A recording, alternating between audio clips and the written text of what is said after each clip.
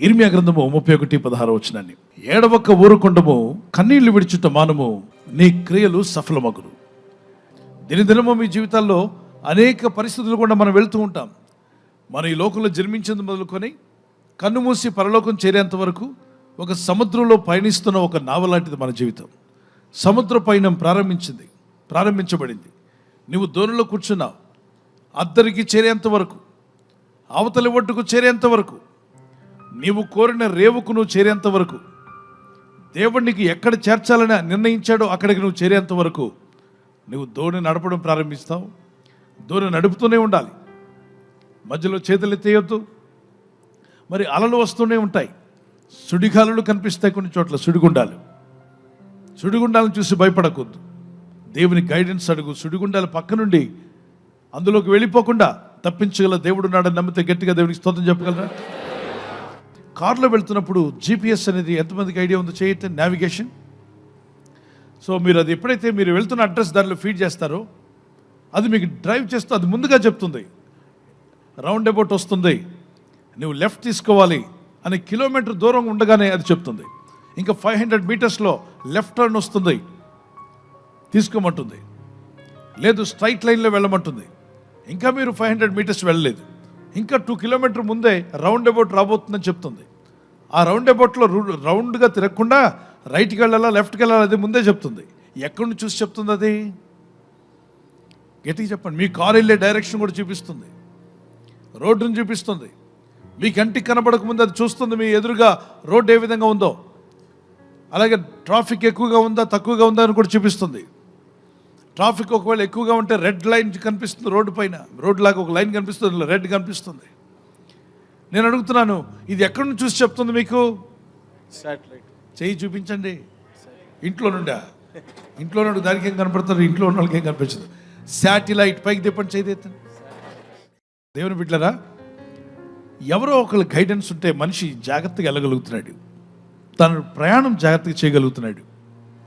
ఈరోజు నేను చెప్తున్నాను, 3 కిలోమీటర్ల దూరంలో ఏముందో చెప్పగలుగుతుంది శాటిలైట్. కానీ ఈ బ్రతుకునావా, నువ్వు జీవిస్తున్న ఈ జీవితంలో, ఈ జీవితకాలం అంతా ఎన్ని శోధనలు నీకు ఎదురు కాబోతున్నాయో, ఇంకా ఆ సంవత్సరం రాకముందే ఎన్ని సంవత్సరాలు నువ్వు బ్రతుకుతావో, నీ కాలదినములు అంటే నీ జీవిత దినాలు ఎన్నో. సమస్తం ఎరిగిన వాడు శాటిలైట్ కన్నా పైనున్నాడు దేవుడు అన్నవారు గట్టిగా దేవునికి స్తోత్రం చెప్పగలరా? చెయ్యి బాగా పైకి చెప్పండి. నా దేవుడు శాటిలైట్ల కన్నా పైనున్నాడు. గట్టిగా చెప్పాలి. నా దేవుడు శాటిలైట్ల కన్నా పైనున్నాడు. ఆకాశమందున్న దేవుడు నీ కుటుంబాన్ని, నీ పరిస్థితులను చూస్తున్నాడా? ఆయనకు నువ్వు ప్రార్థన చేస్తే GPS తో మాట్లాడిన దానికన్నా గొప్పగా దేవుడు నిన్ను డైరెక్ట్ చేయగలడా?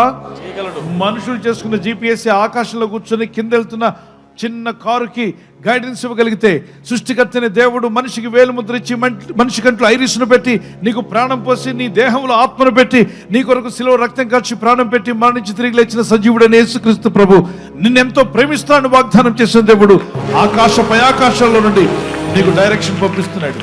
నీకు డైరెక్షన్ పంపిస్తూనే ఉంటాడు, నిన్ను గైడ్ చేస్తూనే ఉంటాడు. అందుకే ఆయన రాసినటువంటి పరిశుద్ధ గ్రంథం, రాయించిన గ్రంథాన్ని చదవండి. ఎలా జీవించాలి, ఇది ఒక మాన్యువల్ లాంటిది మనిషి జీవితానికి. ఈ బ్రతుకు బండిని ఎలా ఆపరేట్ చేయాలి, ఎలా నడిపించాలి, ఏ విధంగా అయితే ఆరోగ్యంగా ఉంటుంది ఈ యొక్క దేహం, ఏ విధంగా అయితే ఆత్మీయంగా బలపరచబడగలం, మనశ్శాంతిగా ఉండగలం, ఎలా అయితే జయించగలము, ఈ విషయాలన్నీ కూడా ఇదిగోండి మనకు ఒక మాన్యువల్ ఇచ్చాడు దేవుడు. అదే పరిశుద్ధ గ్రంథమైన హోలీ బైబుల్. దీనిలో దేవుడు నీకు చూపిస్తున్నాడు. ప్రార్థన చేసుకుందాం. పరలోకమందున్న మా తండ్రి, ఈ లోకంలో మేము జీవిస్తున్నప్పుడు మా ఆత్మీయ యాత్రలో అనుదినము నీ కృపను, నీ దయను తలంచుకుంటూ నిన్ను స్తుతిస్తూ జీవించే కృపను మాకు దయచేయండి.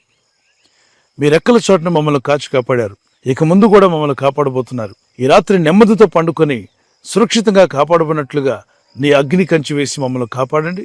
మీ చిత్తములో కొనసాగే కృప అందరికీ దయచేయమని యేసుక్రీస్తు ప్రశస్త నామములో వీరందరికీ చక్కని నిద్ర దయచేసి తెల్లవారు లేచి కృపను మాకిమ్మని క్రీస్తు నామములో అడిగి వేడుకుంటున్నామా పరలోకపు తండ్రి. ఆమేన్, ఆమేన్.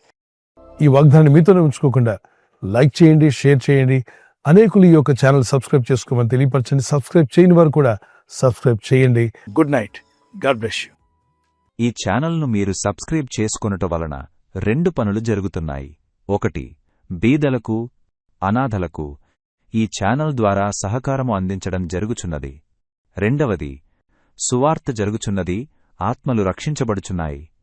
మనము సబ్స్క్రైబ్ చేసుకొనుట ద్వారా అందరికీ సహాయం చేస్తున్నవారమవుతున్నాము. ఖచ్చితంగా ఈ యూట్యూబ్ ఛానల్ను సబ్స్క్రైబ్ చేసుకుని బెల్ బటన్ను క్లిక్ చేయండి. మీకు వెంటనే మెసేజెస్ పంపబడతాయి.